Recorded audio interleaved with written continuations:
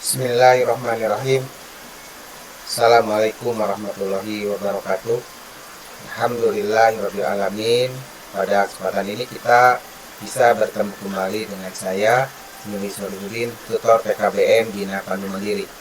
Dan pada kesempatan ini kita akan menyampaikan materi pelajaran pendidikan agama Islam.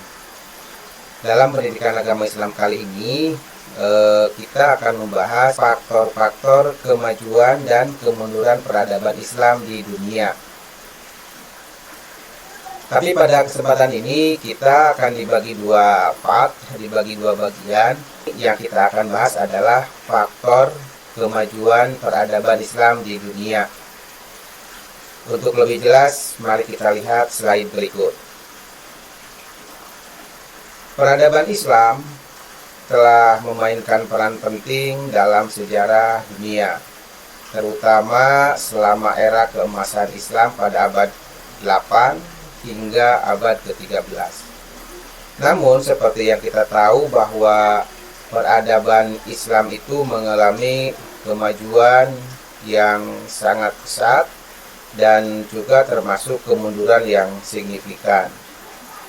Memahami faktor-faktor yang mempengaruhi kedua fase ini sangat penting untuk mempelajari dinamika Islam tersebut. Pertama, kita akan berbicara tentang faktor kemajuan peradaban Islam.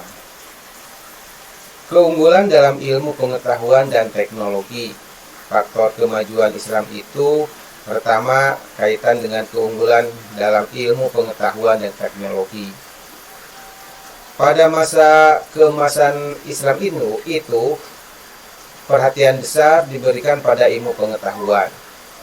Hal ini tercermin dari didirikannya pusat-pusat pembelajaran, yaitu seperti Baitul Hikmah di Baghdad, dan ilmu pengetahuan dalam ilmu matematika, kedokteran, ekonomi, filsafat, dan sebagainya. Sehingga akan melahirkan tokoh-tokoh ilmuwan yang ternama seperti Al-Khwarizmi, Ibnu Sina, Al-Farabi, dan sebagainya, sehingga memberikan kontribusi kepada ilmu pengetahuan yang pada saat sekarang berkembang. Nah, ilmu pengetahuan dan teknologi itu bisa berkembang karena ada beberapa faktor. Pertama adalah didukung oleh khalifah, artinya didukung oleh kepemerintahan. Memberikan dukungan kepada ilmu pengetahuan dari pemerintahan itu salah satunya memberikan fasilitas dan dana, termasuk juga penerjemahan buku-buku klasik, karya ilmiah dari Yunani, Persia, dan India diterjemahkan ke dalam bahasa Arab, yang kemudian untuk dikaji lebih lanjut. Nah, kemudian faktor berikutnya adalah faktor perdagangan yang luas dan makmur. Islam memiliki posisi yang sangat strategis untuk menghubungkan dunia timur dan barat, seperti jalur perdagangan sutra, kemudian jalur perdagangan rempah-rempah, kemudian kota-kota yang sangat maju seperti kota Baghdad, Kairo, Damaskus, dan yang menjadi pusat perdagangan internasional. Sehingga faktor-faktor peradaban Islam itu sangat maju dalam hal perdagangan. Yang kemudian selanjutnya adalah dari sisi perdagangan yang makmur.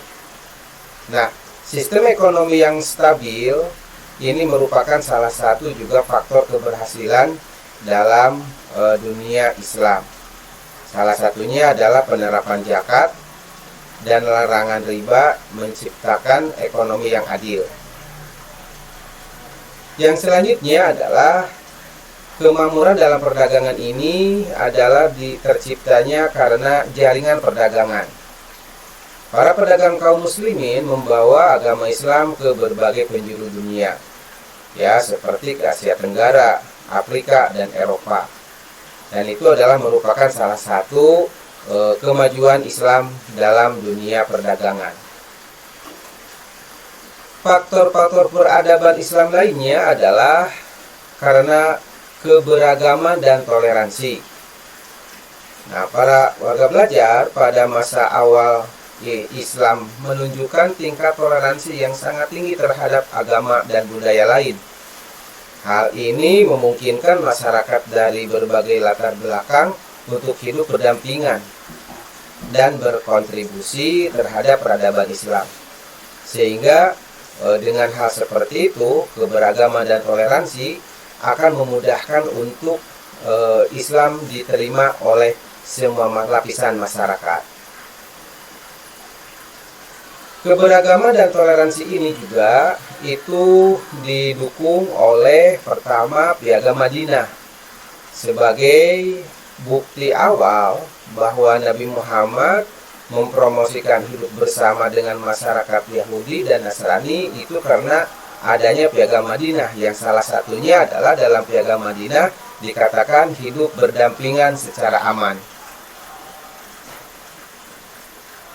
Keberagaman dan toleransi juga itu didukung dengan integrasi budaya.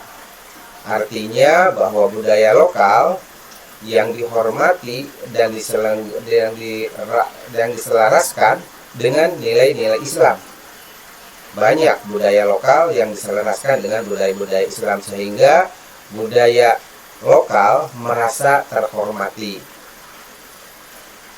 Nah, faktor kemajuan peradaban Islam yang berikutnya apa? Pertama, yang berikutnya adalah sistem pemerintahan yang kuat. Nah, kekuatan pemerintahan ini adalah karena didukung oleh kekhalifahan yang terorganisir dengan baik. Tuh seperti kekhalifahan Abbasiyah yang menjadikan stabilitas politik yang memungkinkan peradaban Islam itu berkembang. Kemudian yang kedua adalah sistem pemerintahan yang kuat, administrasi yang efisien. Dalam pemerintahan yang kuat itu salah satunya didukung oleh administrasi yang efisien. Nah, salah satu yang dilakukan oleh umat Islam adalah penerapan sistem birokrasi yang baik. Termasuk juga sistem pemerintahan yang kuat itu karena militer yang kuat juga. Ya, tentu saja pertahanan efektif dari ancaman berbagai hal yang merongrong dari dunia eksternal. Nah, selanjutnya faktor kemajuan peradaban Islam berikutnya adalah penyebaran ajaran Islam secara damai. Ya, maka ini adalah salah satu pemberi kuat, ya, pengikat bahwa Islam disebarkan melalui dakwah, Islam disebarkan melalui pendidikan, Islam disebarluaskan melalui perdagangan, bukan melalui pemaksaan. Pendekatan ini mendapatkan hubungan yang baik dengan masyarakat lokal. Maka dengan seperti itu, Islam mudah untuk diterima oleh masyarakat. Nah, itu tadi gambaran kaitan bahwa faktor-faktor keberuntungan atau keberhasilan Islam di dunia. Yang selanjutnya pada bagian berikutnya adalah akan dijelaskan tentang faktor-faktor kemunduran Islam di dunia. Sekian, terima kasih. Wassalamualaikum warahmatullahi wabarakatuh.